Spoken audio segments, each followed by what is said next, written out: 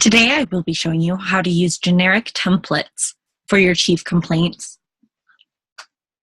Right now, I am in patient Charlie Brown's chief complaint tab.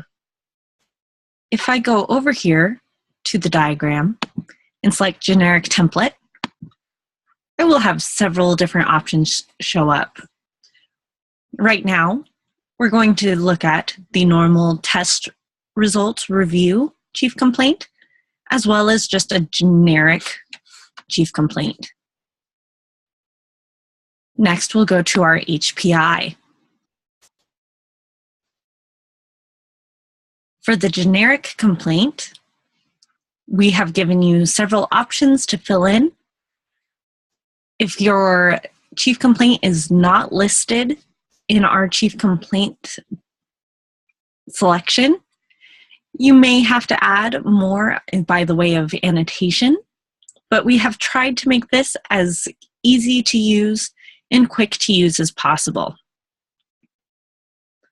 One of the most important things to note is the name of condition. When you enter the name of condition, that is what's going to show up in the final note as the reason the patient has visited. The other generic template is our normal tests to review.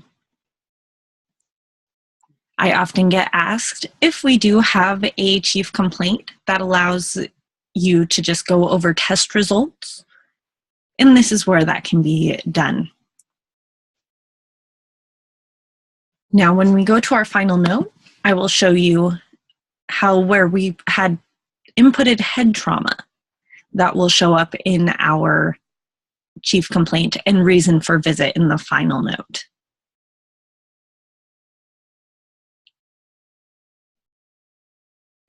Now the wording is it's worded a little differently than normal, but here we see Mr. Charlie Brown is a 40-year-old male patient here today with the following condition, head trauma.